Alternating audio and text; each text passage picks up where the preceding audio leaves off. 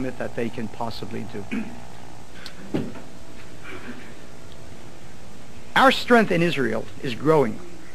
And indeed, the invitation to me to speak here this morning was greeted in Israel by an uproar on the part of the democratic liberals. They're afraid. That's the reason why I can speak here and yet not speak on Israel radio or TV. I am barred from Israel radio and TV. Because our strength grows enormously. The Sephardic Jews of Israel, those who make up the majority, are the supporters of Kahane. They know what Arabs are. They did not learn about Arabs at Georgetown University in some seminar. They learned about Arabs by living with them in Arab countries, and they left those Arab countries, and they fled those Arab countries. And they never again want to live under Arabs in any country. Those are my voters. I'm convinced that there will be an election within the year. I'm convinced that Shimon Peres and his parasites will never allow Shamir his full term. And in this next election, there is not the slightest doubt that we will be the third party in Knesset. There is not the slightest doubt that we will be the balance of power in the Knesset. There is not the slightest doubt that we will have a say and an uncompromising say in Israel, which will annex the territories, the West Bank, Gaza, make them part of the state of Israel, and begin the process of moving the Arabs out. The future is ours.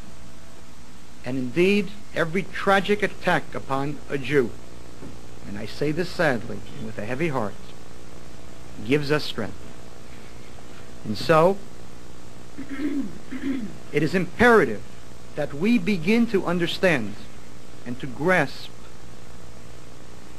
the demographic problem inside Israel. It's not the PLO which threatens Israel. They are pinpricks. This is a PLO type. They cannot hurt us. It's the demographic problem. The Arabs of Israel are citizens of Israel. Israel is a democratic state. It claims to be a Western democratic state, which means that all the citizens, Jews, Arabs, vote. Zionism stands in stark contradiction to that concept. Zionism came into being as a Jewish state. And what does a Jewish state mean if not a state with a majority of Jews in which we control our own destiny? Of course that's Zionism, certainly. Western democracy and Zionism are at odds. There is a contradiction here. And we have to choose. And if that is a painful thing for most Jews to hear, so be it, so be it. But pain in no way modifies truth. We will offer the Arabs compensation for their property if they leave quietly.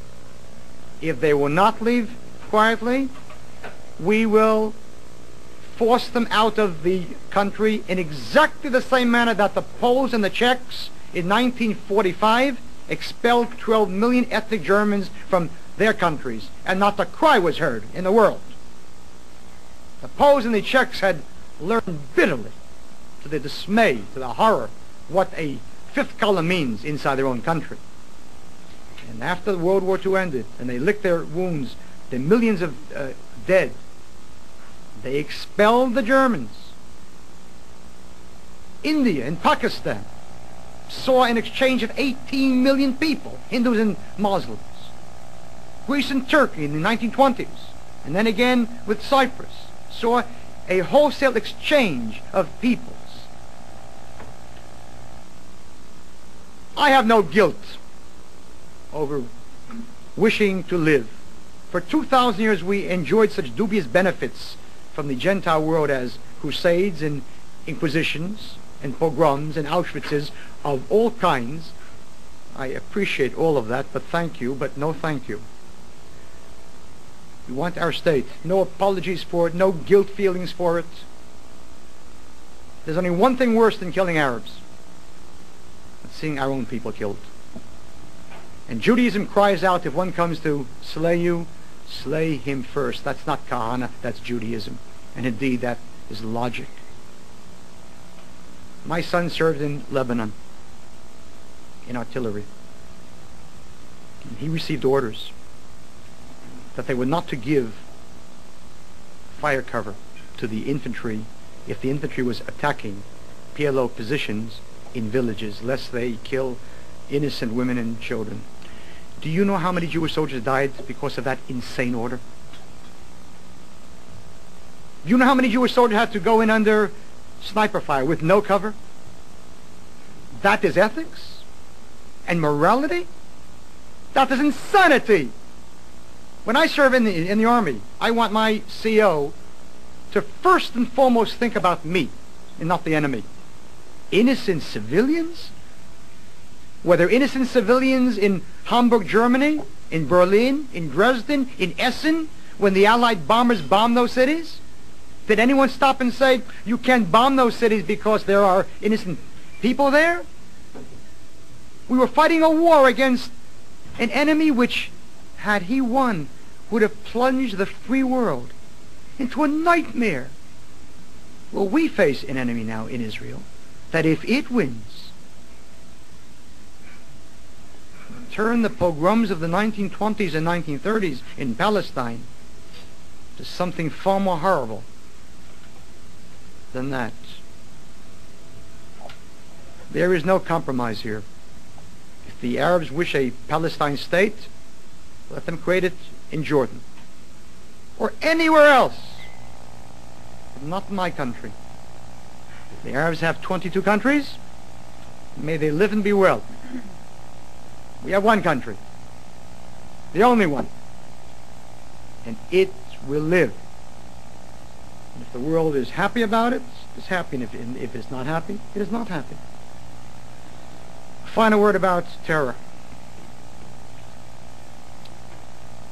I find it obscene, incredible to watch a U.S. government which for years has chastised the entire world for doing business with terrorists, with nations that back terror, suddenly doing things that if Jimmy Carter would have done them, he indeed would have been impeached, if not lynched, by Ronald Reagan.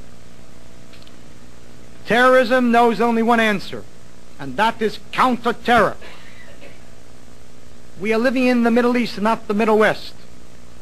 In the Middle West, perhaps, you can sit down over coffee and cake and deal with issues because people here are basically decent.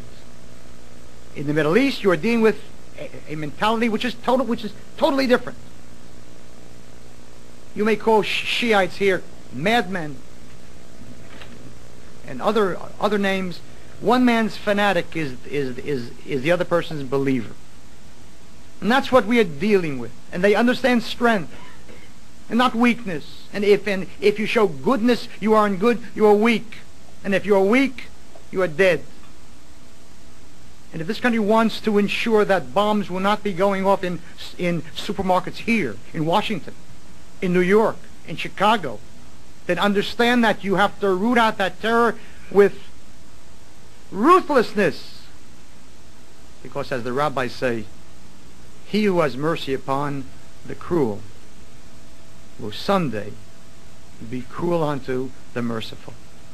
And if we have a perverted concept of ethics, we will cause the deaths of innocent people in this country and in other countries of the world.